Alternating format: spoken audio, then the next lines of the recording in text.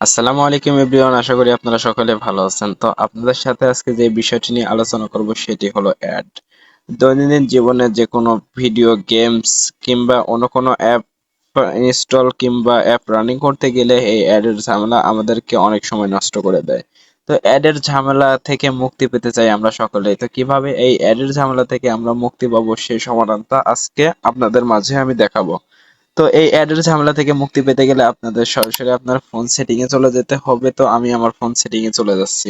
তো এভরিওয়ান, আপনারা সরাসরি আপনাদের সেটিং এ প্রবেশ করবেন। সেটিং এ প্রবেশ করার পরে আমি আমার সেটিং এ প্রবেশ করছি। সেটিং এ প্রবেশ করার পরে আপনারা আপনাদের সেটিং থেকে গুগল অপশনটা খুঁজে বের করবেন।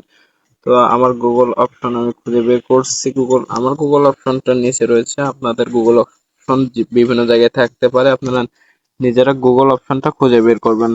গুগল অপশনটা খুঁজে বের করার পরে গুগলে প্রবেশ করবেন। গুগলে প্রবেশ করার পরে আপনাদের মাঝে এরকম একটা ইন্টারফেস শো করবে। এরকম একটা ইন্টারফেস শো করার পরে আপনারা ডান পাশে অল সেভার্স নামে একটা অপশন দেখতে পাচ্ছেন। এই অল সেভার্সে আপনারা প্রবেশ করবেন। অল সেভার্সে প্রবেশ করার পরে আপনাদের এরকম একটা ইন্টারফেস শো করবে। এখানে এরকম একটা ইন্টারফেস শো করার পরে আপনারা প্রাইভেসি এন্ড সিকিউরিটি এই অপশনের যে আপনারা অ্যাড যে অপশনটা আছে এই অপশনটা খুঁজে বের করে এখানে প্রেস করবেন। প্রেস করে এই অ্যাড এর ভিতরে আপনারা চলে যাবেন। এর ভিতরে চলে যাওয়ার পরে এখানে এরকম একটা ইন্টারফেস শো করবে। তো এখানে রিসেট অ্যাডভার্টাইজিং আইডি,